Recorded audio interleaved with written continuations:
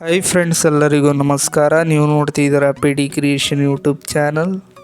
Friends, Congress ಸರ್ಕಾರ ಹೊಸ guarantee ಯೋಜನೆಯನ್ನು ಘೋಷಣೆ ಮಾಡಿದ್ದಾರೆ.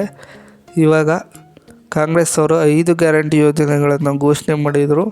ಅದು ಯಶಸ್ವಿಯಾಗಿ ಇನ್ನು ಜಾರಿಯಲ್ಲಿದೆ.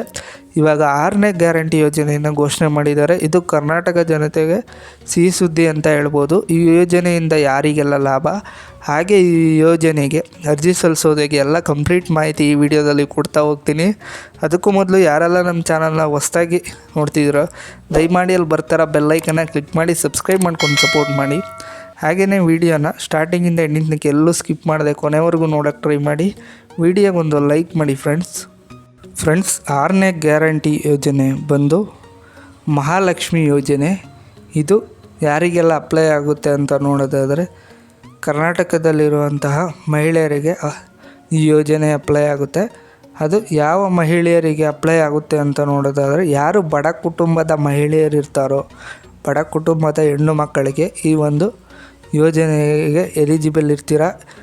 ಬಡ ಕುಟುಂಬದ ಹೆಣ್ಣು ಮಕ್ಕಳು ಈ ಯೋಜನೆಗೆ ಅರ್ಜಿ ಸಲ್ಲಿಸ್ಬೋದು. ಮತ್ತು ಈ ಯೋಜನೆಯಿಂದ ಏನೆಲ್ಲ ಲಾಭ ಪ್ರಯೋಜನ ಇದೆ ಅಂತ ನೋಡೋದಾದರೆ, ಬಡ ಕುಟುಂಬದ ಹೆಣ್ಣು ಮಕ್ಕಳಿಗೆ ವಾರ್ಷಿಕವಾಗಿ 1 ಲಕ್ಷ ತಮ್ಮ ಬ್ಯಾಂಕ್ ಖಾತೆಗೆ ಹಣ ಜಮಾ ಆಗುತ್ತೆ.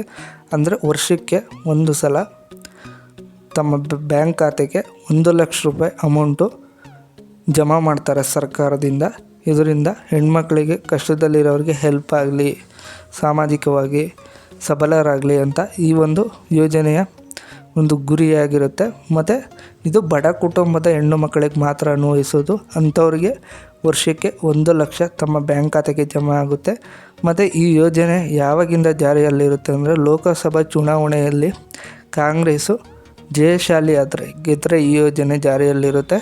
ಸದ್ಯಕ್ಕೆ ಇದು ಜಾರಿಯಲ್ಲಿಲ್ಲ. ಮತ್ತು ಇದೇ ಥರ ಬಿಗ್ ಅಪ್ಡೇಟ್ಸ್ಗಾಗಿ ನಮ್ಮ ಚಾನಲ್ನ ದಯವಿಟ್ಟು ಸಬ್ಸ್ಕ್ರೈಬ್ ಮಾಡ್ಕೊಂಡು ಸಪೋರ್ಟ್ ಮಾಡಿ.